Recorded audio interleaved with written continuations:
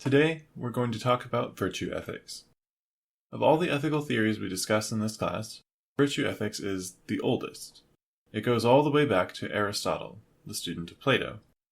If you remember from our first video on metaethics, Plato is invested in ideal forms. The closer we get to the ideal, the closer we are to goodness. Aristotle's thinking is obviously indebted to Plato, but he has an important twist. If you look at Raphael's School of Athens painting, and if you're in my class that's our Canvas homepage image, Aristotle and Plato are right smack in the middle.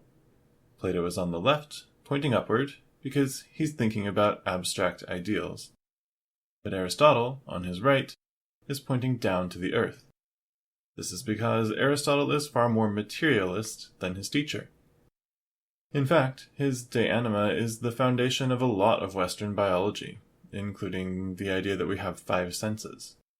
Aristotle's emphasis on the material leads him away from ideal forms and instead toward the Greek word telos, which we might translate as aim, goal, or purpose. Where Plato would ask what the ideal form of a chair is and then list out attributes of ideal chairness, Aristotle asks what the end or purpose of a chair is: to be sat on. We could use it for other things, as a stepladder for professional wrestling, but the best chair aims to be sat on. Thinking about aims gives Aristotle a foundation for ethics. First, he argues that we are all seeking the good. There are a lot of activities and actions that are good, but what he wants is a primary good, good for its own sake. For example, a surgeon might practice having steady hands, but steady hands in themselves are not the end goal.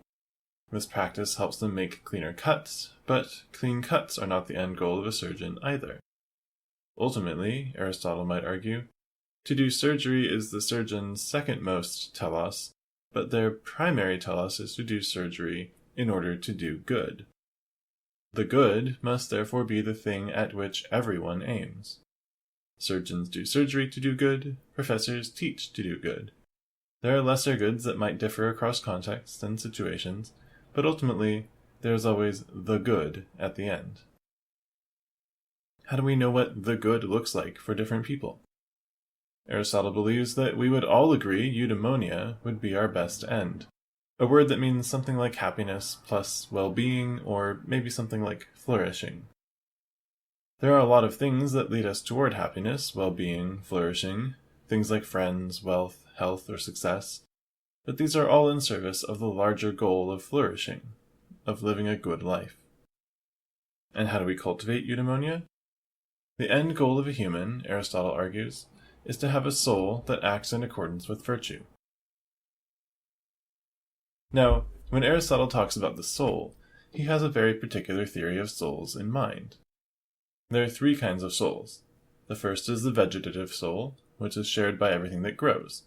Plants, for example, have a vegetative soul. The sensitive soul allows us to perceive our surroundings and respond to them in an embodied, precognitive way. Animals, Aristotle argued, have this soul. But the last soul, the rational soul, belongs only to humans, and gives us the capacity to reason.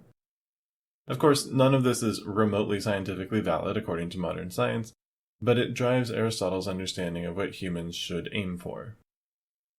Crucially, and a lot of times ethicists forget this part, Aristotle uses this model to divide the virtues into intellectual virtues like wisdom and moral virtues like kindness.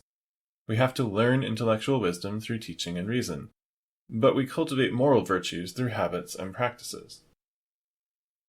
We'll have a lot more to say about habit and practice in our next video.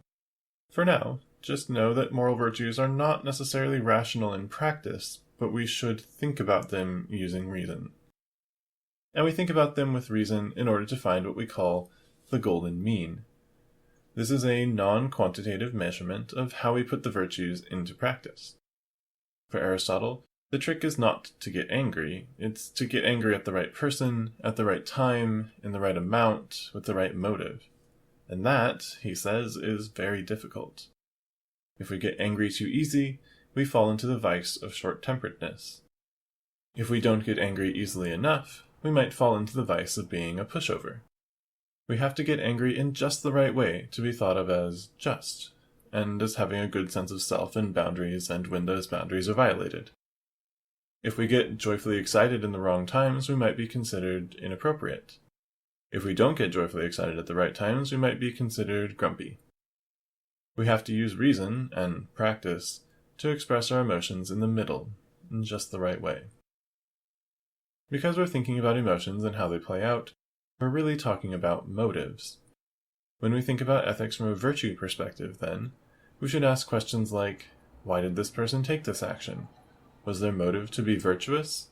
And is their conception of virtuous action in line with what we think a virtuous person would do? If we go back to our model of agam and parthik, then, virtue ethics only cares about agam. Why is she taking this action? Is her motive to be virtuous? On the one hand, this is a very kind theory. If agam has to choose to save parthik but he'll live the rest of his life in pain, or let him die, either of these actions seems pretty heinous. They'll both cause parthik harm, and it's not always so simple as saying dying is a worse harm. So instead, we should tell agam that she should think of what a virtuous person would do, and then follow that motive. She should simply aim to be good. Now obviously there are some problems with this theory.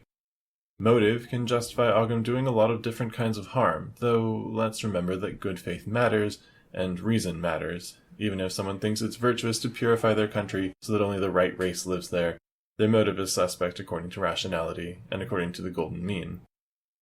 In better faith than that example, though, virtues may differ across cultures. Honor may be different from one culture to the next, or not even matter in another. So how do we know which virtues are virtues, and which of them have the most moral salience? In other words, even if we want to aim for the good, how do we practice getting there? In our next video, we'll go back to the idea of practice and habit to find some answers.